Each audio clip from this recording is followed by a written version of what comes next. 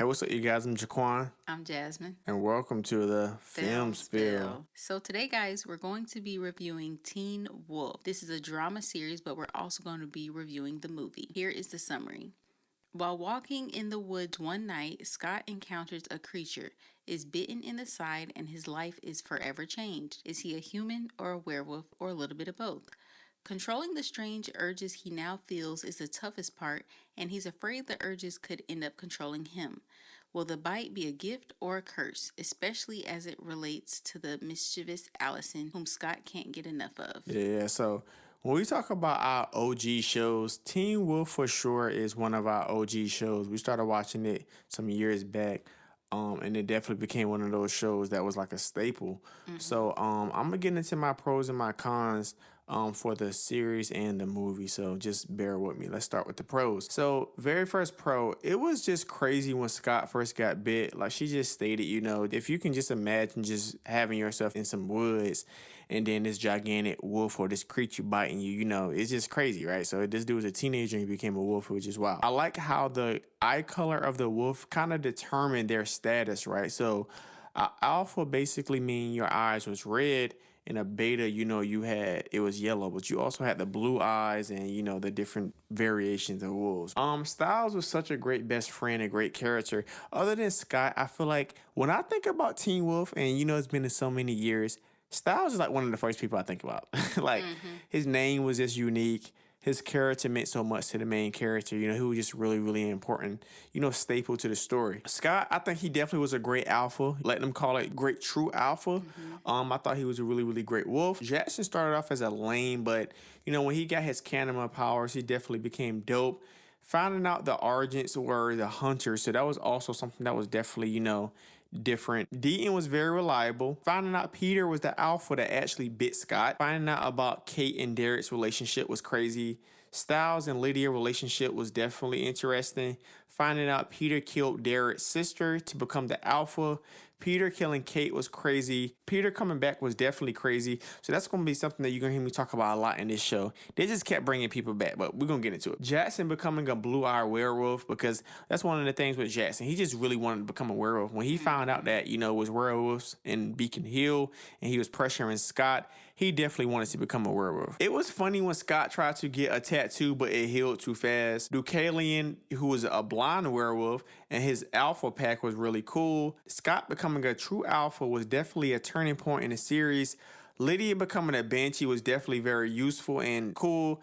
Derek saving Cora, losing his alpha status, was definitely very admirable because, she was basically about to die and he basically gave her his powers to save her. Scott shattering the mountain ash against Jennifer dying. Styles being hunted was very crazy, but the Nogitsune was definitely very memorable. When I think about the best villains of Teen Wolf, I always think about that actual villain. It was crazy when the Nogitsune separated from Styles and kind of became its own person. I like Kira's fox spirit, the Nogitsune taking control of the Oni, Scott killing the Nogitsune. When Kate transformed Derek into a teenager, Derek transforming back, Scott turning Liam into a beta, finding out Meredith, who was in the same hospital as Peter, was able to hear his thoughts telepathically while he was in a coma, and she used this to carry out his kill list. Finding out Kate turned Scott into a berserker, but Liam helped break him out of it. The Dread Doctors was definitely crazy. I like the Dread Doctors, like that actual name, and then just like what they were doing, just kind of just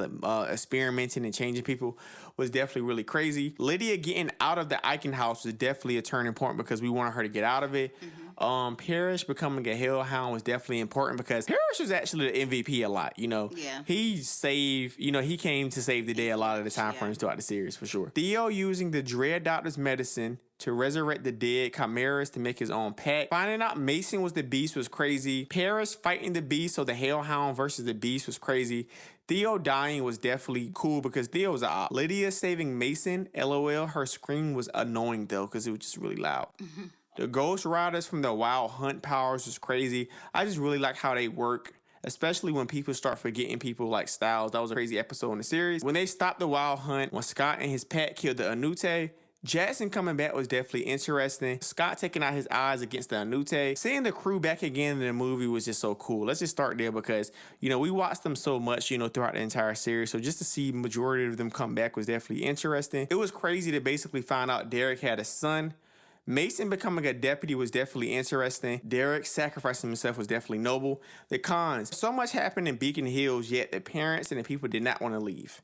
Right, there was so much happening with these supernatural just events and characters, and people still stayed in this town. We talked about how there were so many different villains that were just popping up out of nowhere. Some of them were cool, some of them were just kind of just like all over the place. Scott's neck, aka jawline, he definitely had like this crooked thing going on. We talked about it so much throughout the entire series with Scott, but shout out to Scott for sure.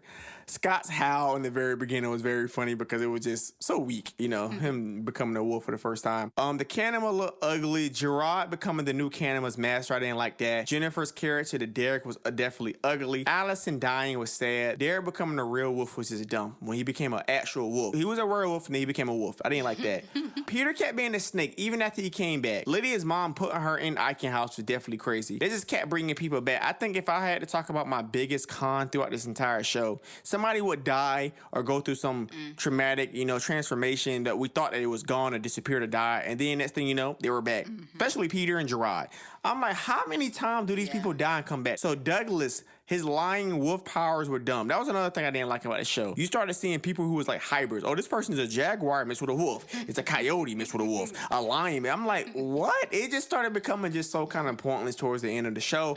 People started turning on the pack. Definitely Gerard was instigating. The Anute was definitely ugly.